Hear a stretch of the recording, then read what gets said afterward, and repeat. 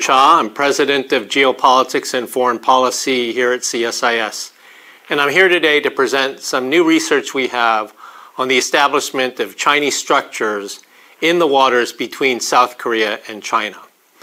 Some of you may be familiar with what has been known as China Gray Zone activities in the South China Sea, where they have established unilaterally different types of structures, initially civilian in nature, that were then dual-use purposed for military facilities, whether this was the dredging of new islands or the creation of airstrips, things of this nature.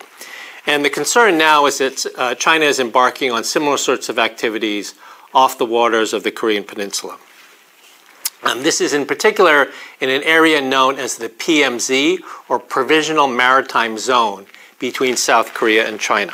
So let me explain to you first what the PMZ is. This is a map that shows the EEZs, the exclusive economic zones of South Korea and China. The blue line represents South Korea's EEZ, the red line represents China's EEZ. EEZs are measured 200 nautical miles off the territorial baseline. As you can see, in this part of the world, the EEZs of China and South Korea overlap. This is the green area. That is the overlap between China and South Korea.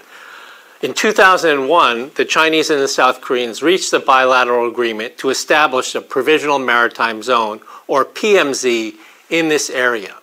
In this PMZ agreement, the two sides agreed that they would allow fishing in this particular area, but they would not allow the establishment of structures within this PMZ area. In spite of this, we have found through our imagery work that China has established 3 known structures inside the PMZ. 2 of these are aquacultural exploration cages. And this is one picture or an example of an aquacultural exploration cage. These are known as the Shenlan 1 and the Shenlan 2. But in addition to this, China has established a central integrated management platform for these aquacultural cages. And this is a satellite imagery picture of this. This is known as the Atlantic Amsterdam. It is a repurposed oil drilling rig in which you can clearly see a communication station, a helipad, lifeboats, a derrick and crane. So it's a substantial structure that stands 6 stories tall. And it is one that has caused a great bit of consternation between South Korea and China. The South Koreans have made numerous requests for the Chinese to locate these facilities outside the PMZ, which China has summarily rejected. And our longitudinal AIS data analysis shows that there have been numerous attempts by South Korea to survey these structures, and the Chinese have consistently blocked their ability to do this. So this is a representation that shows 2 efforts by the South Korean Coast Guard, this blue line, as well as another South Korean survey vessel that have tried to come and gather information, survey the Shenlan 1 and the Shenlan 2. And as you can see, this red line represents the Chinese Coast Guard, where they have come and blocked South Korea's ability to survey these vessels.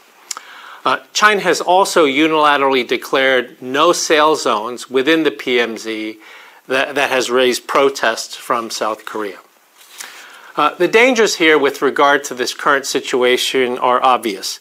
The structures today are largely for exploration and experimentation purposes with regard to aquaculture, but they may in the future have a dual-use purpose for establishing China's creeping jurisdictional presence in the Yellow Sea, just as China has done in the South China Sea, where what ostensibly started as weather stations later were turned into military facilities. We will be watching this situation very closely.